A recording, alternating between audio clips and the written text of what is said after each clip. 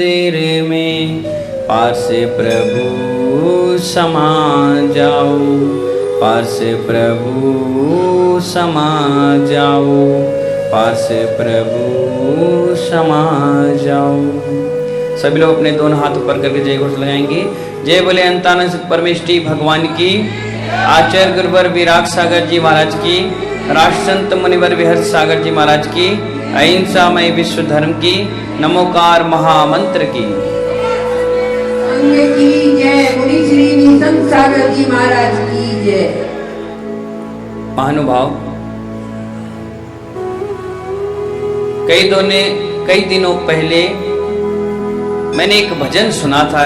कोई व्यक्ति गा रहा था, कर्म जैसे करोगे फल भी वैसे मिलेंगे, नीम बोने वालों को आम कैसे मिलेंगे, कर्म जैसे करोगे। उस भजन पर मेरा चिंतन चला, विचार चला कि जो कहने वाला है, बोलने वाला, उसने 100% बात बिल्कुल सत्य कही। एक गांव था, एक गांव में एक व्यक्ति बैठा हुआ था, नीम की बोए लेकर के खेत खोद करके पानी दे रहा था, बीज दे रहा था, खाद दे रहा था और बैठे बैठे इंतजार कर रहा था कि पेड़ कब बड़ा हो जाए। किसका पेड़? नीम का। नीम का पेड़ कब बड़ा हो जाए और ये मुझे फल दे दे। रोज उसमें पानी देता, खाद देता, बीज की पूरी रखवाली एक बच्चे की तरह करता। लोग उसे आकर के कहते, हे किसान, हे बाबूजी, तुम यहां क्या कर रहे हो? धूप में क्यों बैठे रहते हो? दिन भर इस पेड़ की रक्षा में क्यों लगा देते हो? कहने लगे, पेड़ बड़ा होगा और बहुत सारे मीठे मीठे फल देगा। बोले कौन सा पेड़ है? बोले नीम का है। बोले नीम का पेड़ और मीठे फल देगा? बोले हाँ, अभी नीम का पेड़ लगाया है और मीठे मीठे आम का फल देगा। उसने कहा, बड़ा मूर्ख इंसान है, बड़ा पागल इंसान है। नीम का पेड़ लगाने के बाद आम कहां से आएगा? इसलिए आचार्य भगवान ने कहा, कर्म जैसे करोगे फल वैसे मिलेंगे, नीम बोने वालों को आम कैसे मिलेंगे। दुनिया में चारों ओर तुम देखना, तुम्हें दो चीज दिखाई देगी, एक तो पुण्य और दूसरा पाप। अब आप सोचोगे पाप और पुण्य दिखाई कैसे देगा? ध्यान रखना, आचार्य भगवान कहते हैं, जैसे ही आंख खोलकर तुम देखोगे, किसी के पास बंगला है, गाड़ी है, अच्छी पत्नी मिल गई, बच्चे अच्छे मिल गए, पास में घर के मंदिर मिल गया, साधु महात्माओं का आहार हो रहा है, दिन में 2 टाइम उनके घर में स्वाध्याय हो रहा है, पैसा जो कमाया उसका 30% वो दान कर रहे हैं, समझ जाओ वो पुण्य आत्मा जीव है।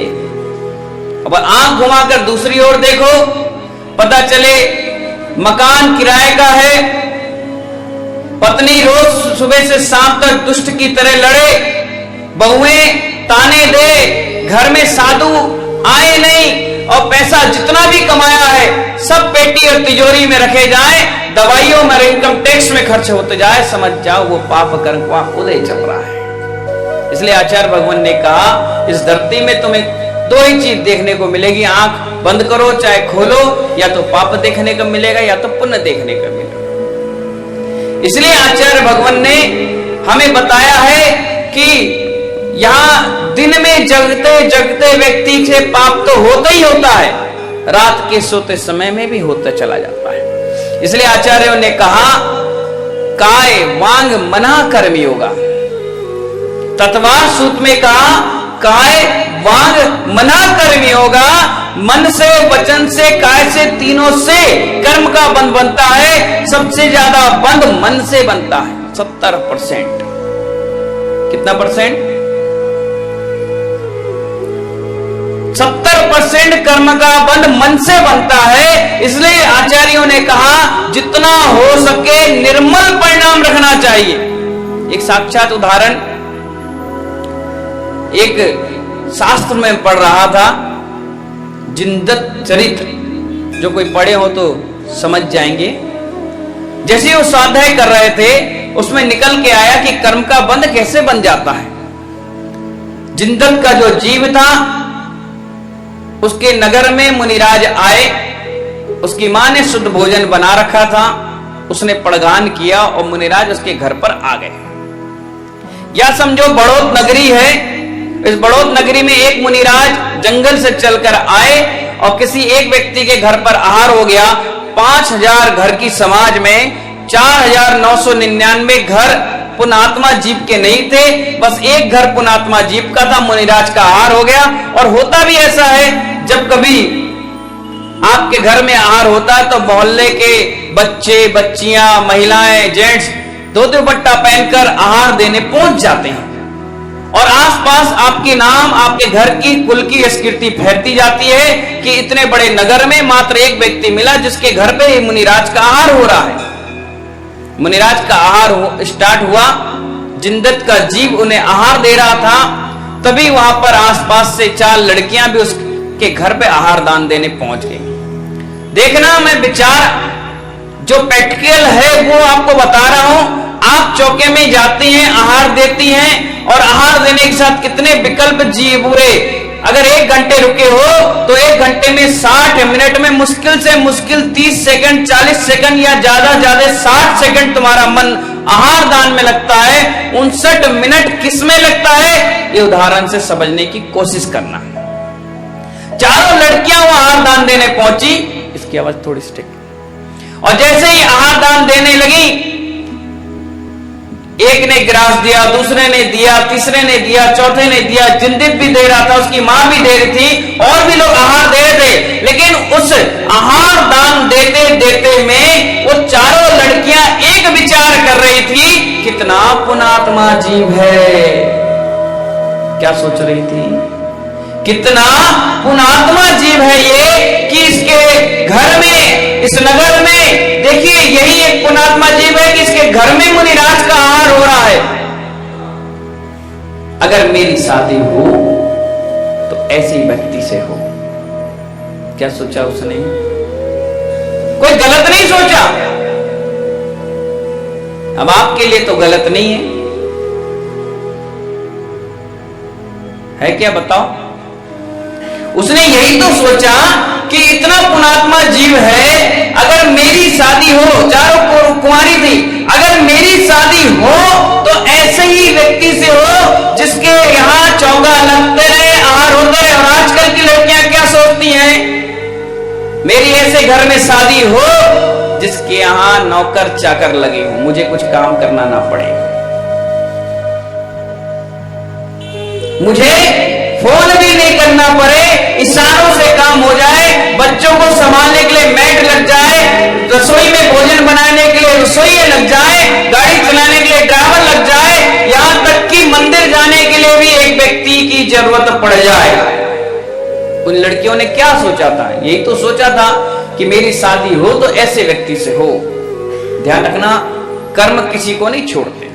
मैंने पहले बताया, कर्म इतने ईमानदार हैं, कुदरत का कानून और ये अदालत का कानून, दोनों में जमीन आसमान का फर्क है। कुदरत का कानून शरीर को दंड देता है।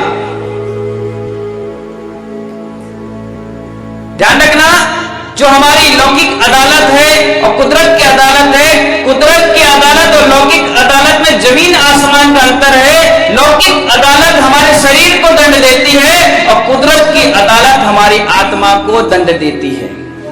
उसके कानून में तुम यहां के कानून में झूठी गवाही दे दोगे, छल कपट कर लोगे, वो तो अंधा कानून है, वो कुछ देखेगा नहीं, जो सबूत होगे उस पर वो डिसीजन दे देता है। लेकिन कुदरत का कानून जो तुमने किया है वही देता है। इसलिए जीवन में कभी भी व्यक्ति बेईमानी नहीं करना चाहिए, ईमानदारी से जीवन जीना चाहिए। महानुभाव चारों ने यही तो विचार किया कि मेरी शादी अगर हो तो ऐसे ही पुणात्मा जीव से हो। लेकिन ध्यान रखना, उस समय वो क्या कर रही थी? क्या कर रही थी? कोई पाप तो नहीं कर रही थी। क्या कर रही थी? आहार दान दे रही थी, आचार्य भगवान कह रहे हैं तुम पुण्य की क्रिया कर रही थी, तुम उस समय आहार दान की क्रिया कर रही थी, तुम्हारा उपयोग आहार दान में लगना चाहिए था, उसमें तुमने उपयोग को चेंज किया, यानी पुण्य का हरण किया। क्या विचार किया, मेरी शादी हो तो इस व्यक्ति से। अब देखिए चारों मरी, जिंदत क्या जीप में मरा। जिंदत जाकर के सेठ के पुत्र हो गए, जिनका नाम जिंदत पड़ गया। चारों लड़कियां अलग अलग नगर में पैदा हो गई। अब देखिए उन्होंने नियम तो ले लिया था कि हमारी शादी इस जीव से हो, इस जीव की तरह से हो, पुण्यात्मा जीव से हो। तो देखिए जब उनकी शादी के समय आया, जिंदत अपने नगर से भ्रमण करते हुए जब पहुंचे, एक लड़की उनको पसंद आ गई, उसके साथ 6 महीने रह लिए और अचानक वो गायब हो गए। दूसरी लड़की मिली, उसके साथ 6 महीने रह लिए, फिर गायब हो गए। ऐसे चारों लड़कियों को छोड़कर चला गया। क्या मालूम किस कारण से छोड़ के चला गया। अब चारों के चारों सौभाग्य से, संयोग से एक ही मंदिर में जाकर रोज पूजा करना प्रारंभ कर दी।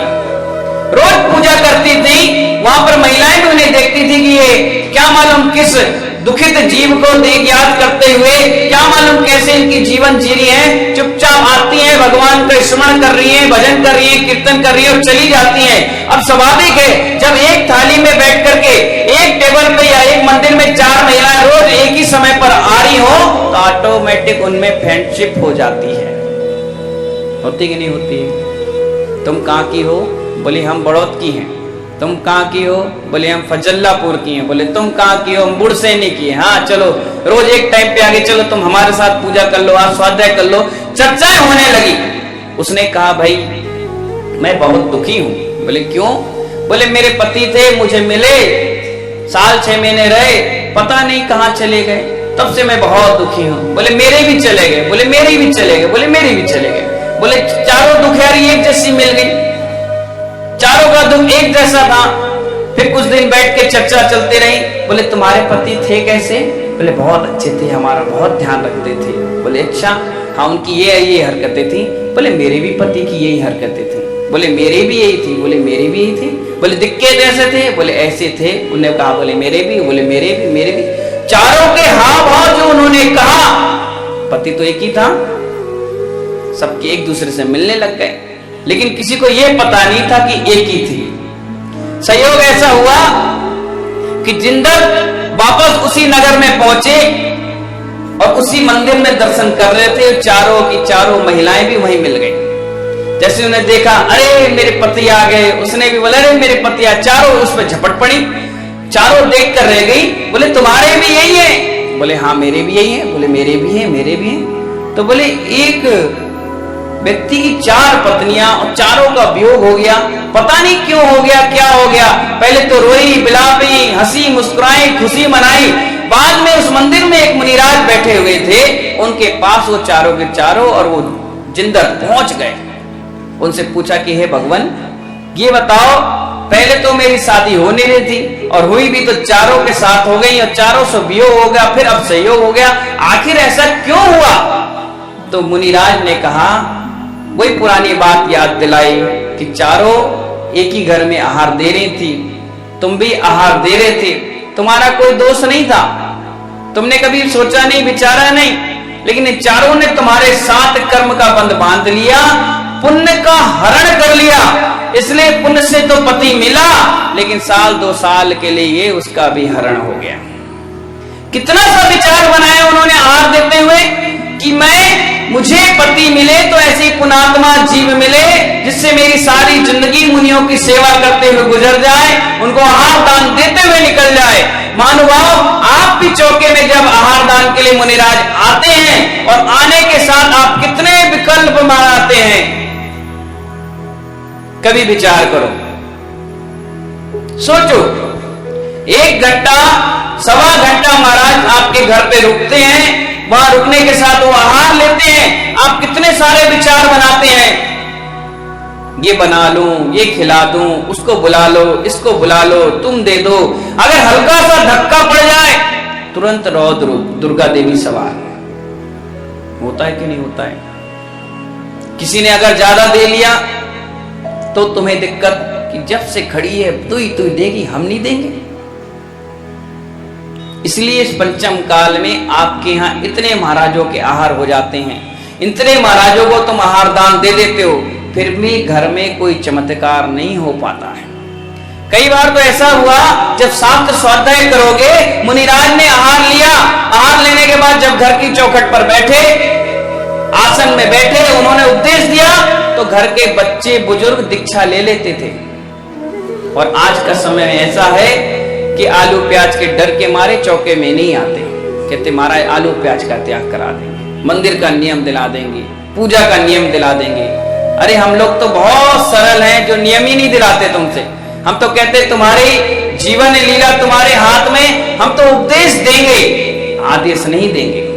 उपदेश देंगे जिसको लगेगा कि हाँ मुझे छोड़ना चाहिए, मैं जैन हूं और जैन का नियम होता है कि पानी छानकर पीना चाहिए, रात्रि में भोजन पानी नहीं करना चाहिए, आलू प्याज जैसे अभक्ष का सेवन नहीं करना चाहिए, प्रतिदिन भगवान के देव दर्शन जरूर करना चाहिए, चौका लगाकर साधुओं को आहार दान देना चाहिए, एक पेज कम से कम स्वाध्याय करना चाहिए। जब तुम्हें भान हो जाएगा अपने आप तुम छोड़ते चले जाओगे, कहने की आवश्यकता नहीं पड़ेगी। एक होते हैं गुरु जो बाहर दिखते हैं, एक होते हैं आत्मिक गुरु जो अंदर होते हैं। जब तक व्यक्ति के अंदर के गुरु तुम्हें नहीं कहेंगे, जब तक तुम कुछ छोड़ नहीं सकते। आप कहोगे महाराज श्री कोशिश करेंगे, विचार करेंगे, सोचेंगे।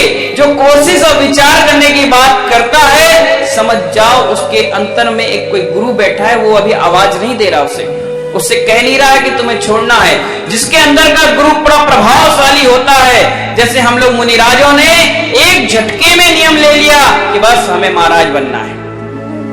अब बाहर का गुरु मिले चाहे नहीं मिले, लेकिन अंदर का गुरु बड़ा मजबूत था, उसने कहा लेना है या नहीं लेना है, और बस महाराज बन गए। महानुभाव, इसलिए मैंने कहा काय वांग मना करनी होगा। अब आप कहोगे कि हमारे बच्चे हमारी बातें क्यों नहीं मानते हैं? अरे भाई, बच्चे सीखते वही चीज है जो तुम करते हो। तुम मंदिर जाओगे तो बच्चा भी मंदिर जाएगा, तुम महाराज को आहार दोगे तो बच्चा भी आहार देगा, तुम अभिषेक करोगे तो बच्चा भी अभिषेक करेगा, अगर तुम नहीं करोगे तो बच्चा भी तुमसे पीछे चला जाएगा। अगर तुम एक कदम धर्म की ओर बढ़ाओगे, तुम्हारे नाती पोते बच्चे 2 कदम आगे बढ़ते हैं। कई बच्चे आते हैं देखना अपने पिताजी के साथ, उनके पिताजी कहते हैं महाराज सुबह 6 बजते ही बच्चा हमारा उदम मचाने लगता है। मतलब किस लिए मचाने लगता है भाई? कहता है बस महाराज जी के पास चलो।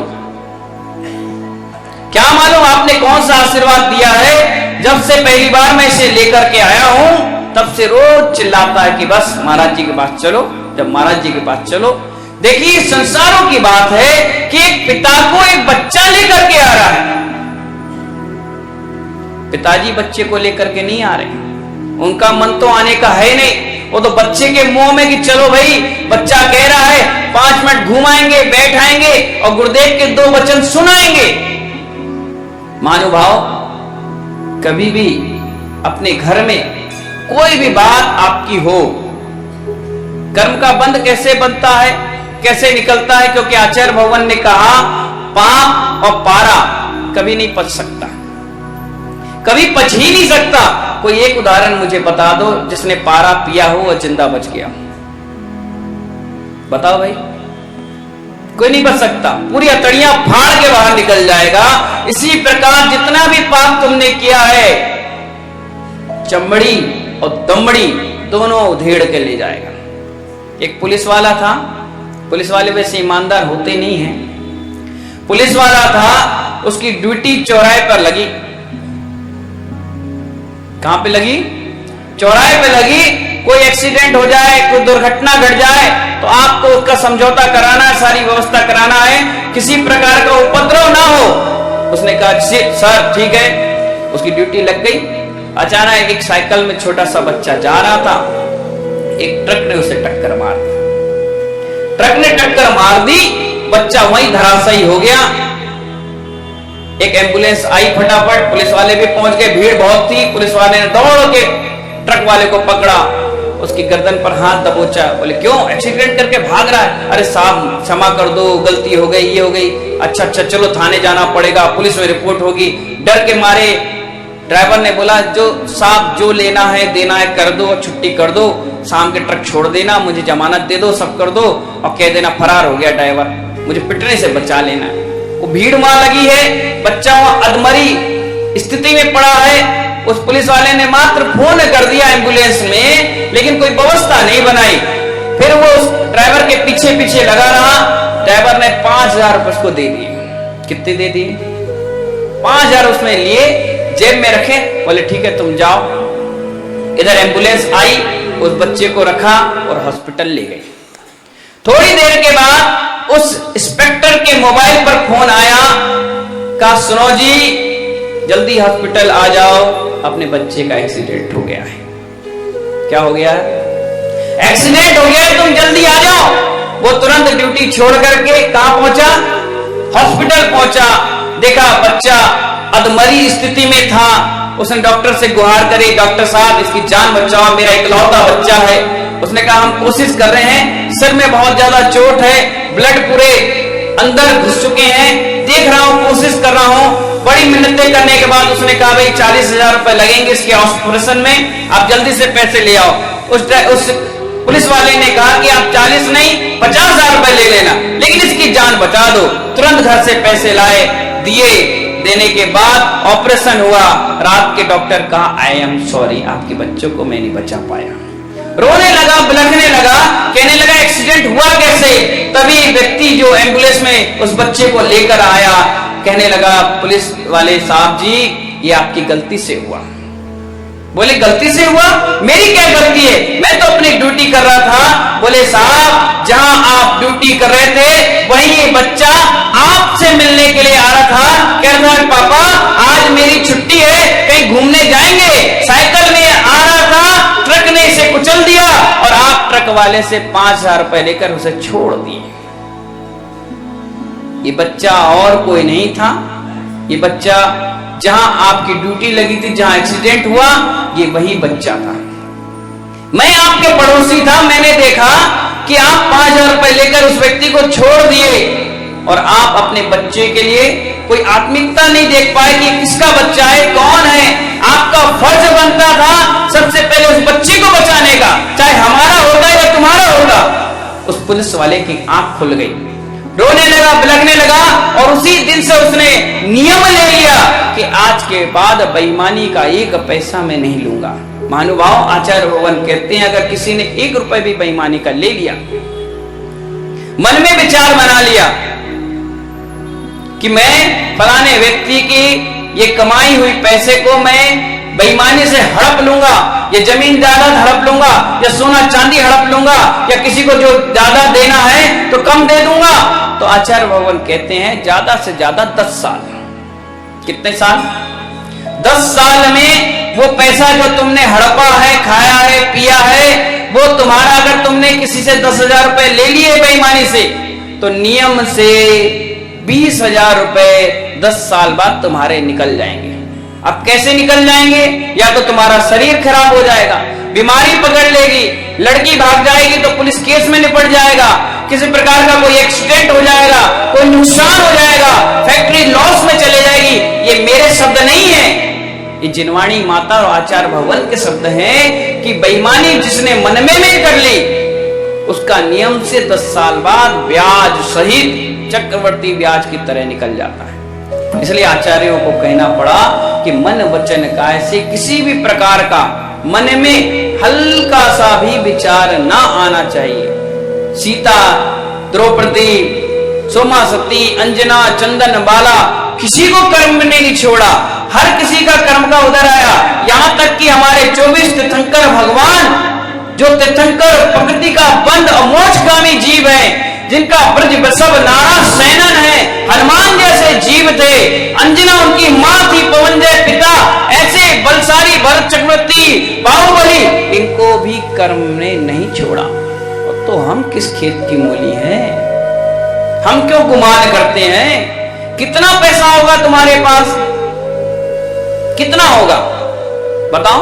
लाख, 2 लाख, 10 लाख, 20 लाख, 50 लाख, 1 करोड़, 2 करोड़, 5 करोड़, बस कितने दिन रहोगे इस पैसे के साथ? जितने भी भाव धारण किए हैं, हे भगवान, इस भाव से पूर्व में जितने भी भाव धारण किए हैं, उस भाव के अनंतवें पर्याय में, उस पर्याय के अनंतवें भाग में जितने भी मैंने शुभ अशुभ कर्म किए हैं, उसके अनंतवें भाग बार आपको नमोस्तु है। जब ऐसी नमोस्तु करोगे तो इस जीव ने ना जाने कितने भाव धारण किए होंगे, पर्याय धारण करी होगी, उस पर्याय में भी शुभ अशुभ परिणाम बने होंगे, उस परिणाम के भी अनंतवें भाग बार जब नमोस्तु करोगे तो वैसे तो एक नमोस्तु होती है, और ऐसे कितनी ना जाने अनंत काय, अनंत ही अनंत संख्या, जिसकी कोई संख्या नहीं, ऐसे संख्या बार तुम्हारा नमोस्तु भगवान के चरणों में चला जाएगा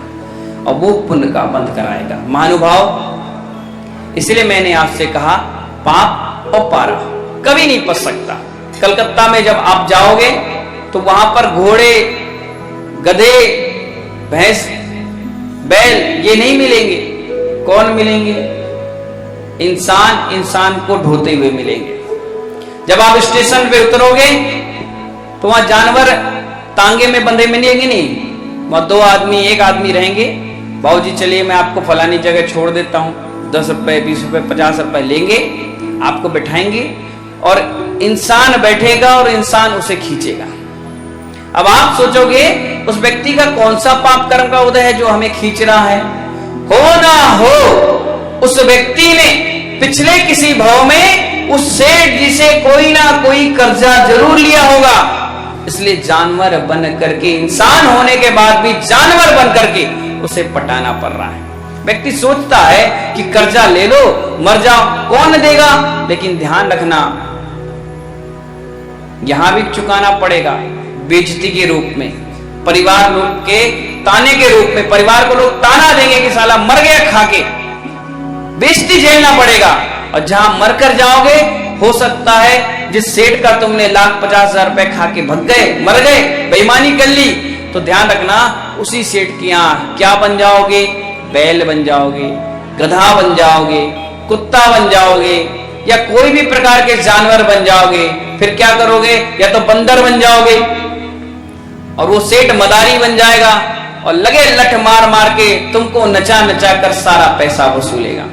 गाय घोड़ा बन जाओगे तो गाय बनकर दूध दे दे करके अपना कर्ज मुक्त करना पड़ेगा।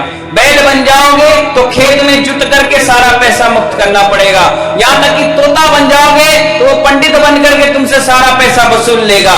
गधा बन जाओगे तो लोगों का वंश बता करके उससे पैसे कमा करके उस सेठ जी का घर भरोगे। महानुभाव, ऐसी गतियों में जाने से अच्छा है सूखी रोटी खाना मंजूर कर लेना।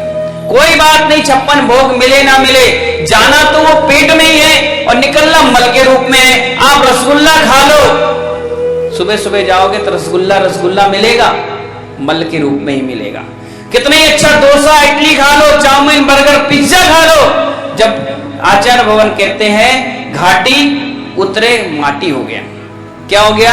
घाटी उतरे माटी हो गया। उसके बाद तुम खूब ढूंढ लो, रसगुल्ला नहीं मिलेगा, वो मल हो जाएगा। महानुभाव, इसलिए इस मल को कमाने के लिए कितना हम निर्मल परिणाम खराब करते हैं। इसलिए आचार्यों को कहना पड़ा, जब पुण्य कर रहे हो, भगवान की भक्ति कर रहे हो, आहार दान दे रहे हो, जाप अनुष्ठान कर रहे हो, तो सारे विकल्प त्याग करके प्रभु का स्मरण करना चाहिए, ध्यान करना चाहिए। ऐसी मंगल भावनाओं के साथ आप सभी लोगों ने यहाँ पर महामंत्र नमोकार मंत्र का पाठ किया। आज स्यादवाद मंडल, महिला मंडल संगठन मंडी वालों को सौभाग्य मिला, जिनके लिए बहुत बहुत आशीर्वाद है। कल स्यादवाद संगीत मंडल के द्वारा यहाँ पर पाठ होगा। महिलाएं ध्यान रखें, शाम के भी आएंगी, जिससे यहाँ पर 1 घंटे शाम के भी हम नमोकार मंत्र का पाठ करेंगे। मिलकर के प्रभु की भक्ति करेंगे, आराधना करेंगे। 10 तारीख को 24 घंटे का अखंड पाठ होगा। 24 घंटे 24 घंटे अखंड पाठ होगा और 11 तारीख को सुबह हम सभी लोग आश्रम जाएंगे जहां पर महाराज श्री का मौन खुलेगा, दिव्य दर्शन होंगे, उनकी वाणी सुनने मिलेगी। इतने दिन की तपस्या वो कर रहे हैं, उनका आशीर्वाद भी मिलेगा, वेदी शिलान्यास भी होगी और जो मूर्ति वहां विराजमान होने वाली है वो यहाँ से बैंड बाजे के साथ हम सभी लोग मिलकर के, पहले से मत पहुंच जाना, गेट में ताला मिलेगा, चाबी यहाँ मिलेगी, तो यहाँ से चाबी लेकर हम सब चलेंगे और वहां पर गेट खोलेंगे। सबसे पहले महाराज श्री का आशीर्वाद लेंगे। चलिए, आपका समय हो रहा है, समय से आए, समय को पहचाने, समय में रम जाएं, ऐसी मंगल भावना के साथ बोलिए ऋषभ देव भगवान की